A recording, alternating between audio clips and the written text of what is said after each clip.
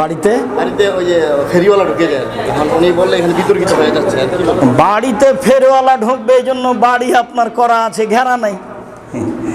বাড়ি তো সুন্দর করে করতে হবে, তাহলে কেউ ঢুকতে পারবে না। এখন বাড়ি যদি খুলনা সাতক্ষীরের মতো করেন, এদিকে একটা ঘর ওইদিকে একটা ঘর, মধ্যে গরুর গাড়ি রাস্তা, তাহলে তো হবে না। পাশের মসজিদে যাবেন যদি আকীদা ঠিক থাকে, আকীদা যদি ঠিক না থাকে তাহলে বাড়িতেই পড়ুন, সম্ভব হলে আজান দিয়ে পড়ুন। জি, তারপরে জি, এই যে প্রশ্ন, সাহেবের কাছে প্রশ্ন, মাহফিলের টাকা উঠিয়ে সব টাকা কমিটির নিকট দেয় না, এখন কি করবে? বিদ্রোহ বেদাতি মাহফিল 1 নম্বর। মাহফিলে সব টাকা উঠিয়ে কমিটির নিকটে দেয় না, তা আপনি চেষ্টা করুন, যে দেয়নি সে জাহান্নামে যাবে। এ তো 10-এর পয়সা খুব ভয়াবহ, 10-এর পয়সা খুব ভয়াবহ। চেষ্টা করেন, যা দিল দিল। দ্বিতীয় প্রশ্ন, আমি অতি সহজে রেগে যাই, কি আমল করলে সহজে রাগ আসবে না? ধন্যবাদ। আমি অতি সহজে রেগে যাই, কি আমল করলে রাগ আসবে না? জান্নাত রেডি আছে, 3টে আমল করে যে তার জন্য। তার একটা হলো যে রাগকে থামাতে পারে, একটা হলো পরহেজগারিতা, একটা হলো দান, আর একটা হলো যে রাগকে থামাতে পারে। তো রাগকে থামানোর একটা পথ, বেশি রাগ হলে শুয়ে যায়েন আর বলবেন আউযুবিল্লাহি মিনাশ শাইতানির রাজিম, খালি বলবেন আউযুবিল্লাহি মিনাশ শাইতানির রাজিম, তাহলে রাগটা কমে যাবে, রাগটা পড়ে যাবে। আর 3টে আমলে মানুষ জান্নাতে যাবে, তার একটা হলো যে রাগকে থামাতে পারে। প্রশ্ন, বাইকে 3 জন উঠলাম, হেলমেট নাই, আমি 20 বছর আগে বিদেশে থাকতাম, রাস্তায় পুলিশ আটকালো, পুলিশ বলল আপনি বিদেশে থাকতেন? জি। বেতন কত? 20,000 টাকা। গাড়ির কাগজপত্র ঠিক আছে? আছে। আমি বর্তমানে বাংলাদেশে থাকি, অথচ বললাম বিদেশে থাকি, এখন মিথ্যার আশ্রয় নেওয়া কি ঠিক হবে? কোন ক্ষেত্রে মিথ্যা বলা যাবে? মিথ্যার আশ্রয় সহজে নিতে হবে না। 4 শ্রেণীর মানুষ জান্নাতে যাবে, তার 1 শ্রেণীর যে মিথ্যা কথা বলে না। তবে যদি মনে হয় খুব বড় বিপদ, মান-ইজ্জতের ব্যাপার, কারো ক্ষতি হবে না এই মিথ্যাই, তখন মিথ্যার আশ্রয় নিতে পারেন। প্রমাণ, ওই যে ইব্রাহিম আলাইহিস সালাম বললেন স্ত্রীকে, এটা আমার বোন, অথচ ওটা তার স্ত্রী বউ। ওটা স্ত্রীর মান-ইজ্জত রক্ষা করার জন্য। একটা রাখেন। 2, যে স্বামী স্ত্রীকে মিথ্যে কথা বলতে পারে, স্ত্রী স্বামীকে মিথ্যা কথা বলতে পারে সংসার ভালো করার জন্য। 3, মীমাংসা করার জন্য 2 জনের মাঝে মীমাংসাকারী মিথ্যা কথা বলতে পারে। হাদিস বুখারী মুসলিম। তা আপনার যদি কোনো বড় মান সম্মানের ব্যাপার হয়, কারো ক্ষতি না হয় এই মিথ্যাই, তাহলে আশ্রয় নিতে পারেন, অন্যথায় নেবেন না। এমপিওভুক্ত শিক্ষকরা চাকরি শেষে এককালীন পায়, তা সুদমুক্ত কিনা? এমপিওভুক্ত চাকরি সরকার যেটা বেতন কেটে রেখেছে সেটা আপনি নেবেন, যেটা সরকার দিচ্ছে সেটা আপনি নেবেন, আর যেটা বেড়েছে সেটা নেবেন না। এটা হিসাব রাখতে হবে। বাড়াটা ফকির মিসকিন বা কওমি খারেজি মাদ্রাসায় দিয়ে দিতে হবে, মসজিদে নয়। খুব সতর্ক। জি। নারী পুরুষ একই নিয়মে সালাত আদায় করবে কি? রফলি আদায় করবে জি, কি? জরুরি জিজ্ঞাসা, বিশেষ করে চাঁদপুরবাসীর জন্য, কুমিল্লা অন্তর্গত জেলার জন্য খুব জরুরি, বা নোয়াখালী জেলার জন্য খুব জরুরি। নারী পুরুষের সলাৎ কি একই রকম? একেবারে একই রকম, একেবারে একই রকম, কোনোই পার্থক্য নাই। এতটুক যে নারী ইমাম দাঁড়াবে কাতারে, সামনে যেতে পাবে না। এতটুক যে নারী ইমামের ভুল হলে হাতের উপরে আঘাত করে সতর্ক করবে, সুবহানাল্লাহ নয়। এছাড়া নিয়ম কানুন, রুকু সিজদা একেবারে একই। মহিলারা সিজদার সময় পিছন উঠাবে না, মাটির সাথে লাগিয়ে রাখবে, এই নামাজ কবুল হবে না। সারা দুনিয়ার মহিলা যদি এইভাবে নামাজ পড়ে, কারো নামাজ কবুল হবে না। মহিলারা রফলি আদায় করবে কি? জরুরি, রফল আদান করতেই হবে। প্রশ্ন, ভ্রান্ত আকীদার ইমামদের পিছনে আমাদের সালাত পড়তে হয়, অথচ ইমাম তাবিজের কারবারি, এমত অবস্থায় আমরা তাদের সাথে সালাত পড়বো নাকি একাকি পড়বো? সুলাইমান সাহেব। যেসব ইমাম তাবিজ বিক্রি করেন, যেসব ইমাম কবরের সাথে সম্পৃক্ত তাদের পিছনে সলাত হবে না। তবে যেসব ইমাম তাবিজ বিক্রি করেন না, কবরের সাথে সম্পৃক্ত নয়, তাদের সাথে সলাত আদায় করতে পারেন। ফজর আর আসর বাড়িতেই পড়তে হবে, তখন ইমাম সলাতের সময়কে নষ্ট করেছে। বাকি একাই পড়া ভালো হবে। তবে ইমাম যদি কবরের সাথে বা তাবিজের সাথে সম্পৃক্ত থাকে, তাহলে যে কোনো মূল্যে তাকে ত্যাগ করতে হবে, একাই পড়বেন। জি। রাসূলুল্লাহ সাল্লাল্লাহু আলাইহি ওয়াসাল্লাম রাফল ইয়াদাইন করতেন নব মুসলিমদের বগলের মূর্তি ফেলে দেওয়ার জন্য। এই প্রচলিত ব্যাখ্যা আমাদের সমাজে খুব প্রচলিত। হাদিসে এর কোনো ভিত্তি পাওয়া যায় কি? বগলে মূর্তি ছিল তাই হাত উঠিয়া মূর্তি ফেলেছেন। মুহাম্মদ সাল্লাল্লাহু আলাইহি সাল্লামের উপরে এত বড় অপবাদ তুমি একজন মুসলমানের বাচ্চা হয়ে লাগাও? ছি ছি ছি ছি ছি ছি।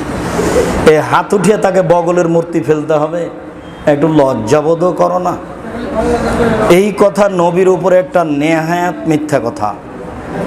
যারা এই কথা বলে তারা অনেক বড় শাস্তির উপযোগী। 350 জন সাহাবী থেকে হাত তোলার কথা আছে। যারা হাত তোলে না, রাফায়াদান করে না, তারা রাসূলের সুন্নাতকে মানে না।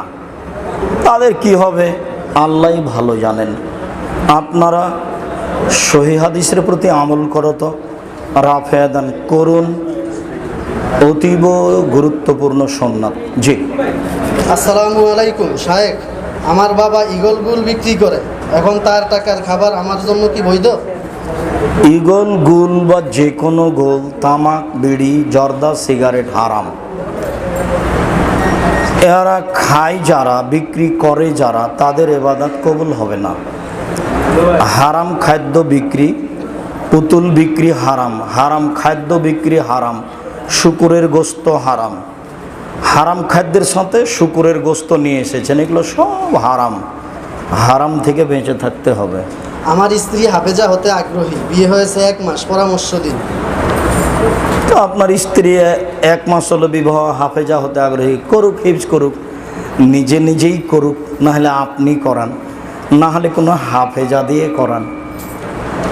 জি, করান। আর যদি কোনো পুরুষ দিয়ে করতে হয় তাহলে 8 থেকে অন্তরাল থেকে শোনাতে হবে। জি। আমিন না বললে এবং রফল ইয়াদাইন না করলে সালাত হবে কি? আমিন না বললে, রাফায়াদান না করলে, যদি অবজ্ঞা করে যে করা লাগবে না, তাহলে সালাত হবে না। আর অলসতা করে যদি করছি না, তাহলে সালাত হবে, নেকি কম হবে। এক হাদিসে এসেছে 3 ভাগের 1 ভাগ নেকি হয়, আর এক হাদিসে এসেছে 10 ভাগের 1 ভাগ নেকি হয়, নেকি কম হবে। রাসূলের সুন্নাতকে উপেক্ষা করে করলে নামাজ কবুল হবে না। জি। কোনো ব্যক্তির সাথে একসাথে কাজকর্ম চলাফেরার কিছু অপরাধ অন্যায় সংগঠিত হয়, তখন ইসলামের জ্ঞান কম ছিল, এখন বুঝতে পেরে তার কাছে ক্ষমা চাওয়া হইলে সে বলে আল্লাহর সাথে অন্যায়ের ক্ষমা সহ, কিন্তু বন্দার সাথে অন্যায়ের ক্ষমা পাওয়া কঠিন। বোঝা গেল সে আমাকে ক্ষমা করে না, আমি কি আল্লাহর কাছে ক্ষমা পাবো? আল্লাহর কাছে এই ক্ষমা হবে না, যেহেতু মানুষের সাথে জড়িত। তবে আপনি মানুষের কাছে ক্ষমা চাইলেই যথেষ্ট। ও যদি না ক্ষমা করে, এটা তার অহমিকা, সে কিছু বলতে পারে, আপনি অন্তর থেকে ক্ষমা চেয়ে থাকলেই যথেষ্ট। এটুকু আল্লাহ ভালো বুঝেন, আপনাকে আমাকে বুঝতে হবে না। আপনি চেয়েছেন কিনা সেটা দেখেন, এতেই যথেষ্ট। জি। আমার একটি কোচিং সেন্টার আছে, এতে প্রায় 8 লক্ষ টাকার আসবাবপত্র আছে এবং এটাই আমার উপার্জনের একমাত্র অবলম্বন। এর উপর কি যাকাত দিতে হবে? জি না, কোনো টাকা 1 বছর পার না হলে যাকাত লাগে না। এই টাকা ব্যাংকে জমা থাকবে, 1 বছর পার হবে, তখন শতকরা 2.5 টাকা যাকাত দিতে হবে। জি। আমি কসমেটিক্সের ব্যবসা করি, বিভিন্ন কসমেটিক্সের প্যাকেটে মানুষের ছবি থাকে, ওই কসমেটিক্স বিক্রি করা যাবে কি? কসমেটিক্স বিক্রি করুন, ওটা থাকবে। এদেশে আপনি এগুলো এড়াতে পারবেন না। ছবিটা ভিতর দিকে থাকবে, সবকে উল্টে ধরে রাখবেন, তারপরে সালাত আদায় করবেন।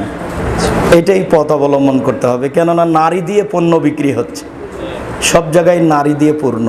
বেঁচে থাকার চেষ্টা করুন। আজান দেওয়ার সময় কানে হাত দেওয়া কি সুন্নাত?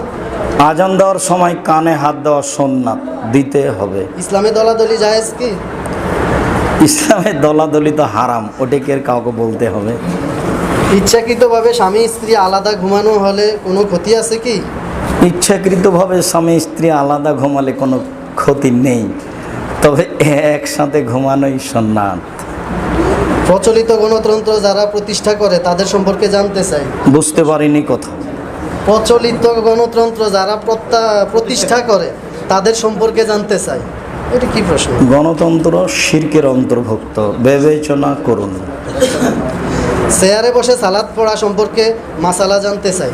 চেয়ারে বসে সালাত আদায়ের তো বিধান পাওয়া যায় না।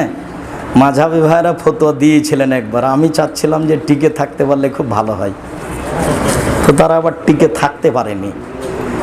আচ্ছা, তো চেয়ার ছাড়াই সালাত আদায় করুন, যদি নিরুপায় দেখা যায় তাহলে ব্যবহার করিয়েন। চেয়ারের প্রমাণ পাওয়া যায় না। দাঁড়িয়ে না হয় বসে না হয় শুয়ে নিজের শরীরের গতিতে, এটাই সুন্নাত। জি, তারপর আগে মানুষ মারা গেলে এলাকার আলেমেরা সম্মিলিতভাবে কোরআন খতম করত ও নিজের পরিবারের লোকজন লাশের পাশে বসে কোরআন তেলাওয়াত করত।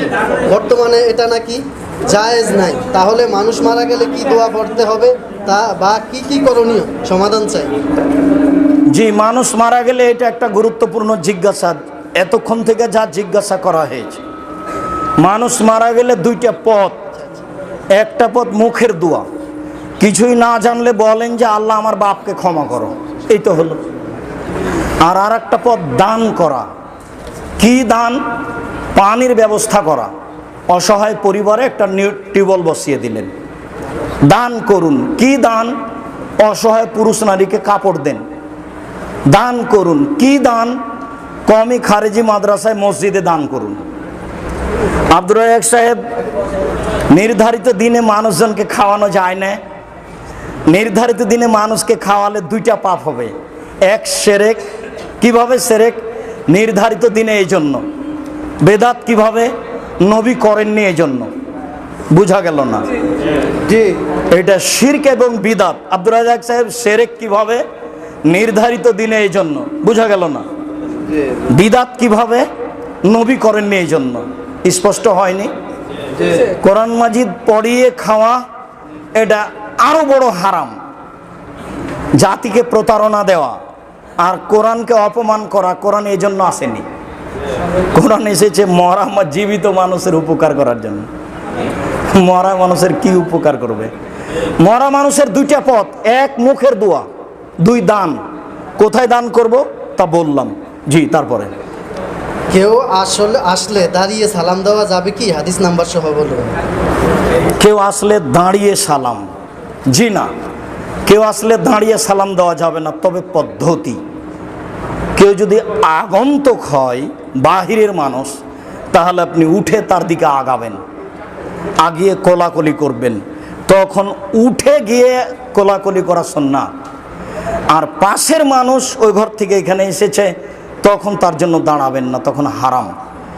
রাসূল সাল্লাল্লাহু আলাইহি সাল্লাম বলেছেন, কুম ইলা সাইয়্যিদিকুম। ওই যে তোমাদের নেতা আসলো, তোমরা ওখানে যাও, গিয়ে স্বাগতম জানিয়ে নামিয়ে নিয়ে আসো। বুখারী, মুসলিম। আর কিয়ামুল লিন্নাস, মানুষের সম্মানের জন্য দাঁড়ানো যাবে না। এইটা আল্লাহ রাসূল কঠোরভাবে না করেছেন। উপদেশ বইয়ে দেখুন, সালাম অধ্যায়, যাওয়ার সময় দেখবেন উপদেশ বই, সব আলোচনা আছে। আজকে যে বক্তব্য আছে সেটাও আছে। বইয়ের নাম উপদেশ। সব বাড়িতে থাকতে হবে, নইলে কিনে একটা কোনো মসজিদে দিয়ে দিবেন, কেউ যদি পড়ে।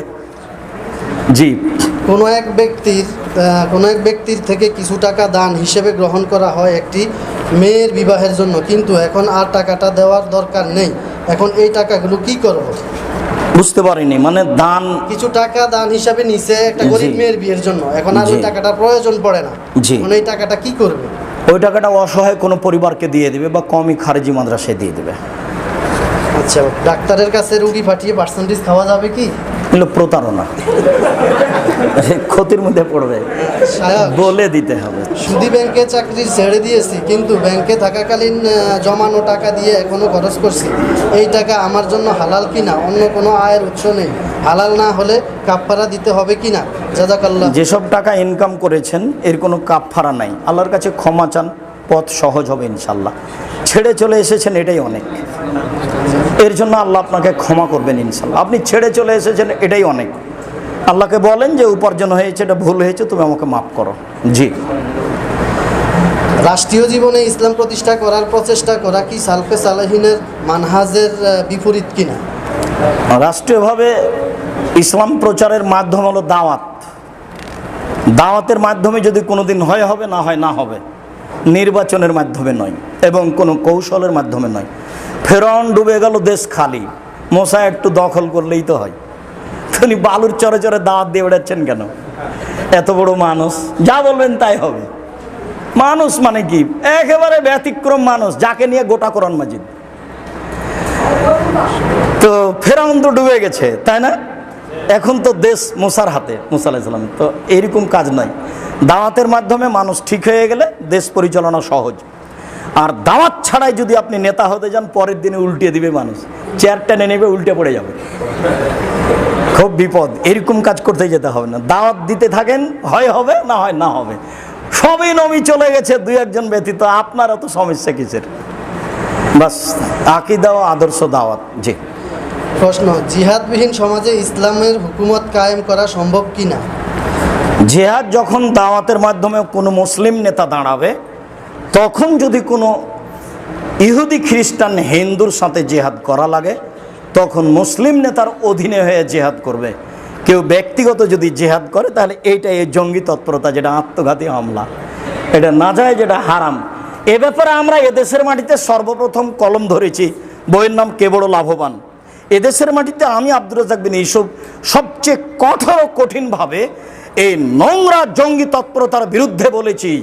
এদেশের সরকার সহ, এদেশের প্রশাসনের সর্বস্তরের মানুষ সহ, এমপি মন্ত্রী সহ, এদেশের মসজিদের ইমাম সহ, এদেশের বক্তা আলোচক সহ সবার নিকটে আমি আব্দুর রাজ্জাক বিন ইউসুফ দীর্ঘ আপনার 2005 সাল থেকে কঠোর ও কঠিনভাবে মুখে বক্তব্য দিয়ে আসছি এবং কলমে লেখা আসছি, এই জঙ্গি তৎপরতা ইসলামের নামে প্রতারণা দেওয়া হচ্ছে, এখান থেকে আপনাকে সাবধান থাকতে হবে। এটা জেহাদ নয়, জেহাদ এইভাবে হয় না।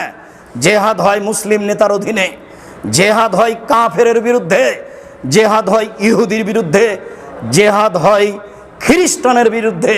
রাতের অন্ধকারে একজন মুসলিমকে হত্যা করার নাম জেহাদ নয়। এইভাবে আত্মঘাতী বোমা হামলা করে জীবনকে নষ্ট করার নাম জেহাদ নয়। আমরা বুঝে সুঝে কলম ধরেছি 2005 সাল থেকে, আমরা বুঝে সুঝেই মুখে বলে আসছি। আমি আব্দুর রাজ্জাক বিন ইউসুফ এই ভুল জঙ্গি তৎপরতার ব্যাপারে সর্বপ্রথম কলম ধরেছি বলে আমার আন্তরিক জোরালো দাবি, এবং কঠোর ও কঠিনভাবে বক্তব্য দিয়েছি বলে আমার জোরালো দাবি। এদেশের সরকার সহ সর্বস্তরের মানুষকে সোচ্চার সাবধান থাকার জন্য অনুরোধ জানিয়েছি বলে আমার দাবি। এটা জেহাদ নয়, মুসলিম নেতার অধীনে জেহাদ হবে, সেটাই মূলত জেহাদ। কোরআন আছে জেহাদের, হাদিস আছে জেহাদের, আছে এই কথা ঠিক।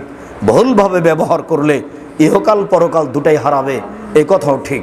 বুঝে আমল করার আল্লাহ তৌফিক দান করো, আল্লাহুম্মা আমিন। চেষ্টা করেছি, বাকিটা আল্লাহ ভরসা। এই ধরনের কথা বলা কি ঠিক না ঠিক না? তা বলা যায়, আমি চেষ্টা করছি, আল্লাহর ইচ্ছা, ওটা আল্লাহর ইচ্ছার উপরে রেখে দেওয়া হয়। ইনশাল্লাহ বলা যায় আল্লাহর ইচ্ছা, এটা বলা যেতে পারে, বলবে। অজুতে গাড় মাসে করা যাবে কি? অজুতে ঘাড় মাসা করা বিদাত, হারাম, করলে গুনাহ হবে। সহুসেজদার প্রকৃত নিয়ম কি? সহসিজদার প্রকৃত নিয়ম, যদি রাকাত বেশি হয় বা রাকাত কমে যায়, তা বা আত্মাহেত ছুটে যায়, রাকাত কমে গেলে পূর্ণ করে 2 সিজদা দিয়ে সালাম ফিরবে। রাকাত বেশি হয়ে গেলে 2 সিজদা দিয়ে সালাম ফিরবে। আত্মাহেত ছুটে গেলে 2 সিজদা দিয়ে সালাম ফিরবে। আগে একটা সিজদা, তারপরে আবার আত্মাহেত দুরুদ, তারপরে একটা সিজদা দিয়ে সালাম, একেবারে নগদ মিথ্যে। এরকম ধর্ম রাসূলের নয়, বিবেচনা করুন। একাকী সুন্নত নফল ভিতরের সালাত উচ্চ স্বরে পড়া যাবে কি? বুঝতে পারিনি। একা যখন সুন্নত ভিতরে নফল পড়ে ওই সময় রাতে যখন পড়বে জোরে পড়বে, আল্লাহ রাসূল সাল্লাল্লাহু আলাইহি ওয়াসাল্লাম একাই রাতে পড়তেন জোরে, ওমর রাতে পড়তেন জোরে, আবু বকর রাতে পড়তেন জোরে। ওটা হাদিস আপনাদের স্মরণ আছে। আল্লাহ রাসূল একদিন উমারের পাশ দিয়ে যাচ্ছেন রাতে, খুব জোরে কোরআন। উমার রাতে অত জোরে কোরআন মাজিদ পড়ছিল কেন সালাতে? বলে আমি শয়তান তাড়াচ্ছিলাম। তো আবু বকর সিদ্দিক তুমি ধীরে পড়ছিলে কেন? আমি ধীরে পড়ছিলাম, পাশের মানুষের ঘুমের অসুবিধা হবে এই জন্য। না, তুমি একটু জোরে, তুমি একটু ধীরে। বুখারী মুসলিম। জি চলেন, উমারের কথাই ভিন্ন। জি চলেন। সিজদায় নিজের ভাষায় কিছু বলা যাবে কি? সিজদায় নিজের ভাষায় কিছু বলা যাবে না। আল্লাহ আকবর থেকে নিয়ে সালাম পর্যন্ত নিজের ভাষা চলবে না। আরবিরাও নিজের ভাষা বলতে পাবে না, কেউ পাবে না সালাম ফেরার পরে। সবাই ঘুষ দিয়ে চাকরি নেয়, কিন্তু আমার যোগ্যতা থাকা সত্ত্বেও চাকরি পাই না, এখন কি আমি ঘুষ দিয়ে চাকরি নেব? যদি আপনি ইন্টারভিউয়ের মাধ্যমে এক হয়ে থাকেন, আপনি হকদার বুঝতে পেরেছেন, তখনও যদি টাকা লাগে দেন, তখন আপনি মাজলুম, যে নিচ্ছে সে জালেম। আর যদি আপনার টাকা দিয়ে আরেকজনের হক নষ্ট হয়, তখন তো বিপদ। আরেকজনের হক নষ্ট হয় না যেন। জি খেয়াল করবেন। আসসালামু আলাইকুম শায়খ, হাদিস অনুযায়ী মহিলারা 4টি কাজ করলেই বা আমল করলেই জান্নাতে যেতে পারবে, এখানে পর্দা করার কথা নেই। আমার প্রশ্ন হলো, তাহলে মহিলারা পর্দা না করলেও কি জান্নাতে যেতে পারবে? ও বুঝতে পারেনি 4টা এমন গুরুত্বপূর্ণ কথা। 1, 5 ওয়াক্ত সালাত আদায় করলো। 2, রমজান মাসে সিয়াম রোজা থাকলো। 3, স্বামীকে মেনে চললো। 4, জেনায় লিপ্ত হলো না। তো একটা মেয়ে যদি সাজগোজ করে একটু বাহিরে যায়, তাহলে আল্লাহ রাসূল বলছেন ও ব্যভিচারিণী, ও ব্যভিচারিণী, ও ব্যভিচারিণী। তাহলে পর্দা না করে এভাবে চলে? ভুল হিসাব। আমার বক্তব্যে মাঝে মধ্যে একটা কথা আছে যে পাপ না করেই পাপী। তার 2টা পাপ আছে দুনিয়াতে। তার একটা হলো, কে যদি কাউকে বলে আসে জুয়া খেলি, খেলেইনি, খালি বলেছে কি আসে জুয়া খেলি, তাহলে কি করতে হবে? 10 জন ফকিরকে খেতে দিতে হবে, কাফারা দিতে হবে, পাপ করেইনি। আর আরেকটা হলো, মহিলা যদি সাজগোজ করে বাহিরে হাঁটে, তাহলে ব্যভিচারিণী, অথচ যে না করেইনি। এই 4টা মানলে, এই 4টা মানলে ও সবচেয়ে ভালো মহিলা। দেখেন 4টা মানে কিনা। 1, 5 ওয়াক্ত সালাত। 2, রমজানের সিয়াম। 3, স্বামীকে মেনে চলা। 4, জেনায় লিপ্ত না হওয়া। পুরুষের সামনে সাজগোজ করে হাঁটাও জেনা। যারা ব্যাংকে কর্মরত, তারা সরাসরি সুদের হিসাবের সাথে জড়িত, তাদের উপার্জন কতটা হালাল পরিবারের জন্য? সবার জন্য হারাম। তো আব্দুর রাজ্জাক সাহেব, আমি যে ব্যাংকে টাকা রাখি, স্বেচ্ছা ব্যাংকে চাকরি করা আর ব্যাংকে টাকা রাখা দুটো এক নয়। আমার পৈতৃক সম্পত্তি আমাকে টিকাতে গিয়ে ঘুষ দিতে হয়েছে, তাহলে কি আমি ঘুষ না দিয়ে জমি ছেড়ে চলে আসব? তখন আমি ঘুষ দিব, আমি মাজলুম ও জালেম। এইটা হলো গতি। আমি তো বাড়িতে টাকা রাখতে পারি না, এখন আমি নিরুপায় ব্যাংকে রেখেছি, আর তুমি চাকরি করছো। আব্দুর রাজ্জাক সাহেব বলে ব্যাংক চলবে কি দিয়ে? হিন্দু দিয়ে সবই চলছে দেশের, ওটাও চলুক। জমি বাৎসরিক চুক্তিতে আবাদ করতে দেরি দিয়ে অগ্রিম টাকা নেওয়া কতটা ঠিক? কারণ যে আবাদ করলো সে তো লাভবান নাও হতে পারে। জমি এগ্রিমেন্ট না যায়, যেটা হলো কোর্ট, বন্দুক, টাকা ঠিকই আছে, ফেরত দিলে জমি ফেরত পাওয়া যাবে, এইটা হারাম। লিজ, খাই খালাসি, সময় গেলেই টাকা শেষ। আমি এই জমিটা আপনার নিলাম, 5,000 টাকা দিলাম, 1 বছর খাবো, 1 বছর শেষ, টাকাও শেষ, এটা জায়েজ, কিছুই না হলেও জায়েজ। এটা আল্লাহ নবী বলেছেন। তার নাম লিজ নেওয়া, তার নাম ঠিকা নেওয়া, তার নাম খাই খালাসি, খেয়েই খালাস। আসসালামু আলাইকুম। যদি কোনো কারণে জোহরের ফরজ নামাজ ছুটে যায়, তাহলে আসরের ফরজ নামাজের সাথে জোহরের ফরজ নামাজ একত্রে পড়া যাবে কি? ভিতর নামাজ পড়তে কি কোনো নির্দিষ্ট সূরা লাগে, নাকি যে কোনো সূরা দিয়ে পড়া যায়? 2টা প্রশ্ন। জোহর আসর বলে কোনো কথা নয়। ফরজ সালাত ছুটে গেছে, যখন সময় হয়েছে তখন পড়বেন। আসরের টাইমে পড়তে হবে এই কথা নয়। আসরের টাইমেই যদি জোহর পড়েন কোন কারণবশত, তাহলে আপনি আসরের টাইমটাকে জোহরের নিয়ত করবেন। ইমামের পিছনে থাকলে ইমামের হবে আসর আর আপনারটা হবে জোহর। আর যদি একাই পড়েন, তাহলে যখনই পড়েন সূর্য ডুবার সময়তেও যদি জোহর আসর পড়েন তাহলে আগে জোহর পরে আসর, 7 দিন পরে যদি পড়েন তখনও জোহর আগে আসর পরে। কথা বুঝাতে পারিনি, আগেরটা আগে পরেরটা পরে। জি, তাসবিহ গণনা করার সময় হাতের বৃদ্ধা আঙ্গুল থেকে নাকি কনিষ্ঠ আঙ্গুল থেকে গণনা করবেন? কোন আঙ্গুল থেকে তাসবিহ গণনা শুরু হবে এই কথা মুহাম্মদ সাল্লাল্লাহু আলাইহি ওয়াসাল্লাম বলেননি, বলেছেন ডান হাত, যেইটা সুবিধে। ধর্মকে ভারী করিয়েন না, ডান ঠিক আছে যেদিকে ভালো লাগে। কথা বুঝতে পারেননি? ডান হাত হলেই হলো, তাসবিহ দানা নয়, সাবধান। আমার আব্বা মারা গেছে, আমার মায়ের মোহরানার টাকা দেয়া হয় নাই, আমার মা বলতেও পারে না কত টাকা মোহরানা ছিল। আমার আব্বা মারা যাওয়ার আগে যে জমিটুকু কিনেছিল বাড়ি করার জন্য তার রেজিস্ট্রি করার আগেই তিনি মারা গেছেন। এখন আমরা আমার মায়ের নামে পুরোটা জমি রেজিস্ট্রি করে দিয়েছি, আর কোনো জমি আমার বাবার নেই। এখন আমার মায়ের মোহরানার টাকা কি আদায় হয়েছে বলবেন? ধন্যবাদ। জি, কথাটি খুব গুরুত্বপূর্ণ। সব জমি মায়ের নামে লিখতে হতো না, এইখানে আপনি জানতেও পারছেন না, আপনাদের এখানে হক থাকতে হবে। তবে মোহর পরিশোধ ছেলেকেই করতে হবে, এটা জরুরি। বাপ যদি বাকি রেখে যায় তাহলে ছেলেকে মোহর পরিশোধ করতে হবে, এটা ছেলে বাধ্য। সম্পূর্ণ লিখে দেওয়া ভুল হয়েছে, আংশিক লিখতে হতো, আংশিক আপনাদের জন্য রাখতে হতো। তবে দিতে হবে এ কথাই ঠিক। সবাই মিলে পরামর্শ করে মায়ের মোহর পরিশোধ করতে হবে, যেটা বাপের জিম্মেদারি ছিল এটা ছেলেদের ওপরে বর্তাবে, মোহর ছেলেদেরকে দিতে হবে, এ কথাই ঠিক। তবে সম্পূর্ণ দেওয়া ভুল হয়েছে বলে মনে হচ্ছে। শেষ প্রশ্ন, দাড়ি ছোট করে রাখা বা আধা কেটে ফেলা উচিত কি? আগা কেটে ফেলা। ও আরেকটা আছে, দাড়ি চেঁচে ফেলাও হারাম, ছোট করাও হারাম, দুটোই হারাম, দুটোই একই পাপ। কোনো অসুবিধা হলে মাথা থেকে কিছু কাটবেন, সেটা ভিন্ন কথা। অসুবিধা ছাড়া দাড়ি চেঁচে ফেলাও হারাম, কেটে ফেলাও হারাম, এইটা বড় গুনাহ, সাবধান থাকতে হবে। শেষ প্রশ্ন, আমি যে বাসায় ভাড়া থাকি সেই বাসার সাথে শিরক হয়, ভান্ডারির আস্থানা, সেখানে থাকলে কোনো গুনাহ হবে কি?